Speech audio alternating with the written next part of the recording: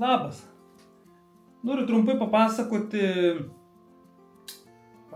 neužilgo skrisiu į Ispaniją, savanoriauti šunų prieglaudoje, didelioje šunų prieglaudoje. Ten gal būti apie 100 šiuo momentu šunų. Ten galvoju pabūti kokį 10 dienų. Šuniukais dirbu jau virš 11 metų, bet pernai taip kažkaip labai pradėjau domėtis, būtų fainai kur nors į Italiją išvažiuoti, ką nors padėti su šuniukais prižiūrėti, ar ten į prieglaudą, ar dar kažką panašiai.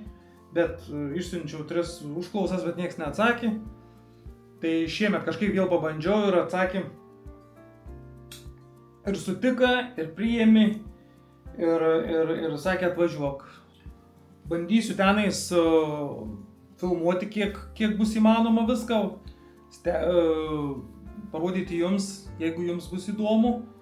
Ir šiaip kiek esu matęs ten YouTube video visokius ar dar kažką, tai graudus vaizdelis iš tikrųjų. Bandysiu parodyti ne vien gražų vaizdelį, gražų šuniukai, bet tikrovę tą visą tenais, kaip atrodo savanorystė, kokias ten emocijas iš tikrųjų yra.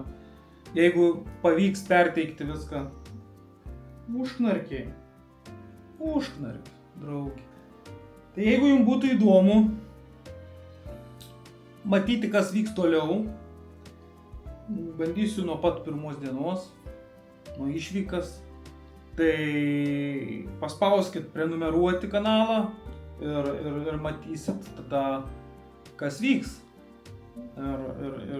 Ir tada susitiksim tarp šunų. Iki kitą kartą.